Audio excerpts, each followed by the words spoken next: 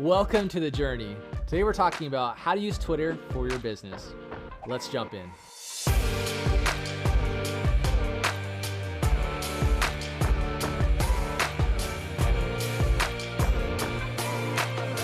I hear a lot from different businesses that Twitter is dead, it's irrelevant. Why should we be on Twitter?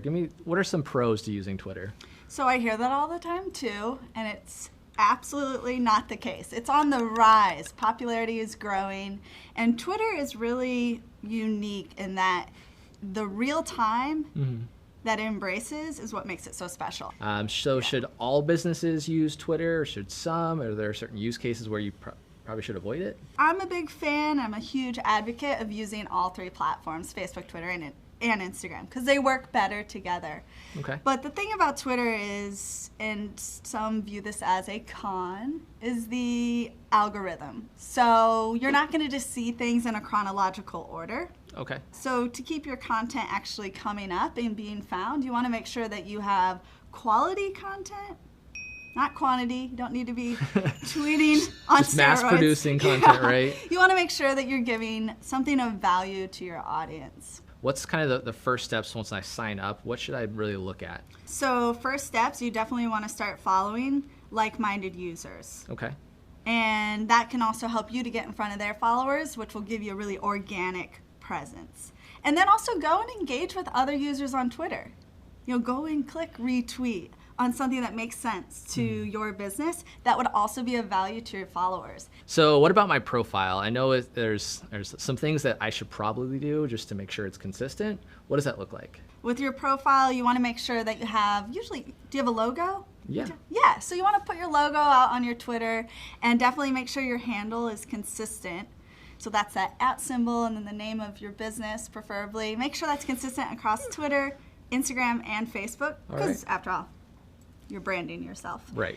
And then from there, you have like a little bio description right beneath the photo and your handle. Cool. So one of my just absolute favorite topics ever are hashtags. Hashtag, I did it all for the cookies, right? Tell us about kind of the best practices using hashtags. Should we just go on a hashtag tangent? Are there best practices? What should we avoid? Give us a lowdown. Yes, so definitely reel it in. Don't need to go hashtag crazy. Okay. But I also love hashtags. It's a great way to get more exposure. They're free to use. And it can help you to be found by someone who doesn't even know you exist. Also, including it in the actual caption that you're writing. So one of my favorite things to do when I'm traveling the country, and let's say I did this seminar, right, on social media, and I got a cool picture. Me at the microphone, I could see it now. Feeling pretty cool at a trade show. And so I want to get that out to my audience, and I caption it having a blast sharing hashtag social media tips. So then it's in my caption, and then now if anyone's searching in the area or social media tips in general, right, I have a chance to be discovered. Seems more natural, right, than just having it at the very end. Make it part of the conversation. Exactly, make it part of the caption. But do both, by all means. Okay. You can get real localized with it. Really? So, yeah, so when I travel, for example, I was in Austin recently, and I just wanted to know where's a good place to eat or get a craft beer. It's a big thing in Austin. So I would just search hashtag Austin Eats. And from there, I found out what tourists, locals, where they were going to get food, and then that helped me make my buying decision. So think about it as a small business owner, how does this relate to you? Well, consumers are out there searching hashtags when they're looking for a product, a service, a cup of joe.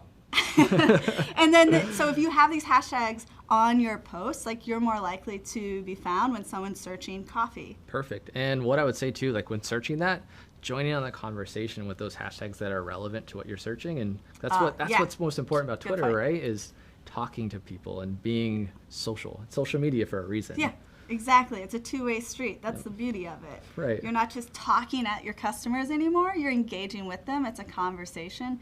And at the end of the day, is going to make your presence more powerful if you have this two-way conversation. Right on. I dig it. So next up we have really paid advertising, because I know I've seen some paid promotions on Twitter every now and then. Is there any relevance to that? Should we test it out? What are your thoughts?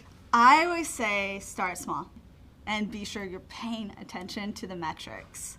Otherwise, you're just blindly spending money, right? At the end of the month, you're like, wait, where did my money go? Like, well, yeah, so just start small. So Emma, we're tweeting a lot, we're searching hashtags, we're using hashtags. How do we know if what we're doing is working and relevant? Is there any place to go in and check what we're doing? There absolutely is a way to track. Twitter has this account dashboard that you can actually see even what time of day people are looking at your tweets, which could really be informative. You know, I used to work at a coffee shop, and what we found is there were certain times a day that made sense to tweet to get people to come in. Right. Coffee, early risers. You can tweet something at 5 a.m. about what you have on, what your drip coffee is, or your specials on your lattes.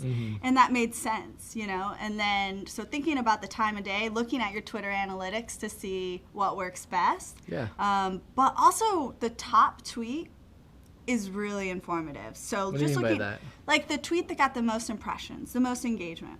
That's going to help inform the next tweet and your strategy. Okay. Oh, also the retweet. If I'm getting a lot of retweets from users, I know, oh, they like that.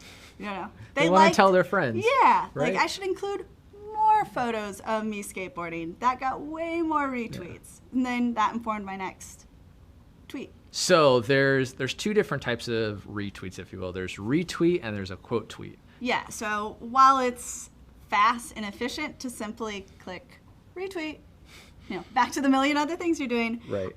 We've found it to be more beneficial to quote, add your own caption, because then you're adding your personal flair to it, and you're really explaining the relevance of that tweet to you. Why are you retweeting it? Sometimes I feel like I'm spending all day on Twitter. Is there a way for me to not have to do that? Like, can I just go and do it just once a day? Because I schedule things. Like, help me out here. I don't want to spend all day on social media. I've got a business to run. Absolutely. So there are ways to outsource. Okay. If you don't want to do this, GoDaddy Social. There are teams that can take this off your plate. But if it's something you want to do on your own, you want to be beneficial with your time. So I strongly, strongly encourage a content calendar. Okay. What's that? So that way you get a calendar, a blank calendar, and you just plan out a couple days a week that you want to tweet, and do it months in advance. So then you don't miss piggybacking off of a holiday. Even unofficial holidays like National Hot Dog Day. Or there's literally a random holiday for every day. Yeah, and not all of them are going to make sense to your business, but if they do, you can really piggyback off of that with Twitter. But the content calendar is going to be key to help you plan out in advance. So you're not rushing and scrambling like, oh, I haven't been on Twitter for a few days and I just need to go out there and tweet. Yeah. No. One tool that I found that is pretty cool is TweetDeck. Have you checked that out? No, I haven't. So TweetDeck actually lets you, it's inside of Twitter itself, but it lets you schedule out your own tweets so that you don't have to go in every day and post. You can literally take some time or chunk out of your Monday, right, and schedule out your content calendar, and it'll just spin it for you. Yeah, and I would just be cautious with that though, because while that's maybe a good way for you to manage your time rather, you want to make sure that those times of day are working for your consumers, because that's the key. You want your tweet to connect with your consumer at the most optimal time. All right, thank you so much, Emma. This has just been a blast.